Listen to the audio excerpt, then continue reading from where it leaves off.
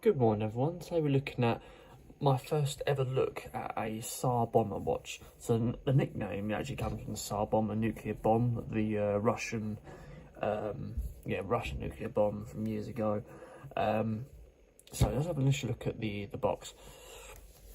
So it's housed in a little cardboard outside cover. I'm just going to remove that for you guys now.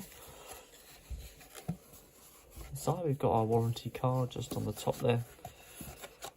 Take that off.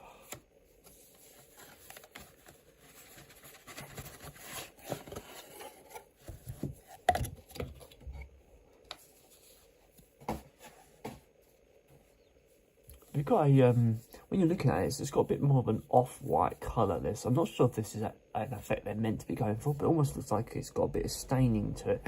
It's not quite as white, say, as my gloves, as you can see here. It's, it seems to be a little bit sort of stained, but no matter. I'm going to assume it's just meant to be like that for now. It's a simple lift-off lift. There's quite a lot of weight to the box. It's quite heavy, actually, for how big the box is. It's not a big watch. This is a simple penknife, and it's not even as big as that, so... I've got that simple penknife, not for crime or anything like that. It's just open boxes and stuff like that when I get watches. So let's have a look at initial look inside the actual watch. Nice bit of red detailing on the international warranty instruction manual here. A little, is this a cleaner? I think this is, it might be a little cushion actually. I'm not entirely sure what this is. Yeah, it's a simple little cardboard cover for inside there.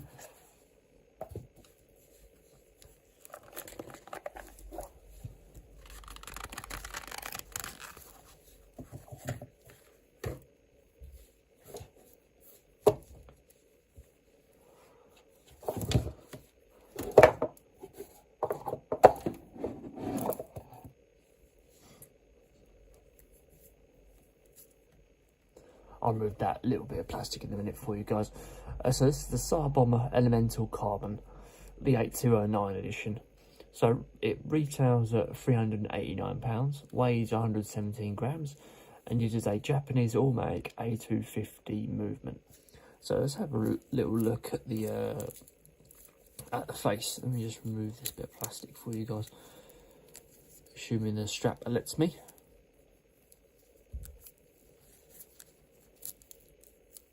Probably is trying to do this with gloves on it. It doesn't grip onto anything.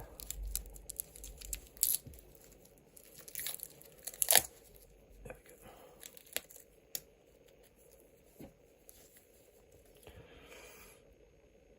go. So this release, this 8209 edition Elemental Carbon, it comes in. There's 6 variants of this you can get for different colours. I've gone for the Tiffany blue.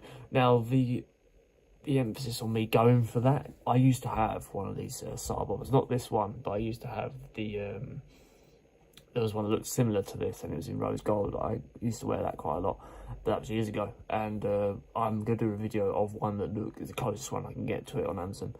I'll do a video of that, but this is I have looked at these sort of brands before.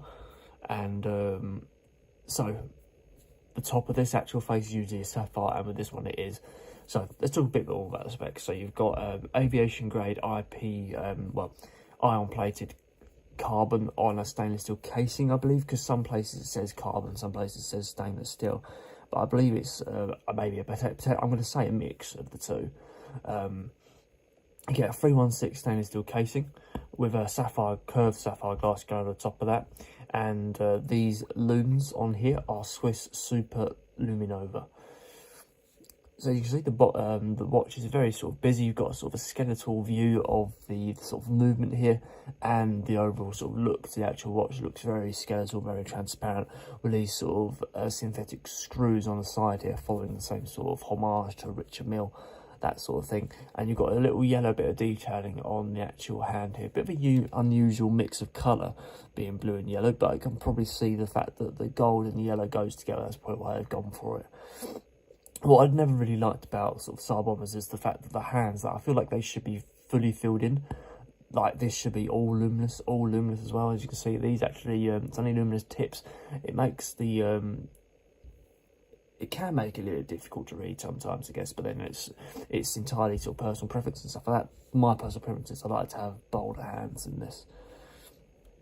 There's no sort of date down here, it's just a plain sort of style watch. This one of these watches also won the Muse Design Award Gold Edition of 2023, in case you need to know that. So coming out to the sort of the side of the casing, again, a full view of that case there. Nice thick crown on the side there. Usually these are pop-out crowns. Let's see if it's the same with this. Right, let's have a look at the winder first, actually. Got a nice winder in there. There's not a lot of feedback to the crown, but then when you get the automatic movement going, the feedback, you feel it there. So the only problem with these crowns is sometimes because of the casing design, it can, like most people put the finger underneath the crown, it can be a little bit difficult to get the crown out, but then you just change your fingers around and put the thumb in at the side. A very strong feedback to the actual hands. These, before, years ago, when I had one of these, the crown felt a little bit flimsy, but they seem to have addressed that now, unless it's because of this model, I'm not sure. But yeah, got a decent movement to the actual hands of the crown. The feedback could be a bit better, but it's there's still a decent amount of feedback there. It's a simple push down crown, doesn't screw down in place or anything like that. So coming out to the strap, you've got a sort of a Tiffany blue style, sporty style strap with these sort of sporty fills on the side here. Simple windows as well, no metallic rings inside there, but you don't need one on a silicone style strap.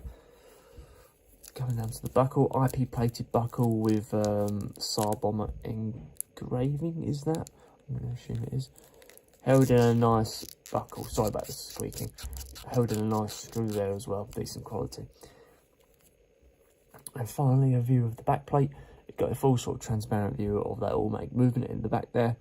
A little bit more information about sort of the watch on the back as well with those markings. So there you go, guys. That is the TSAR Bomba Elemental 8209 Carbon Edition.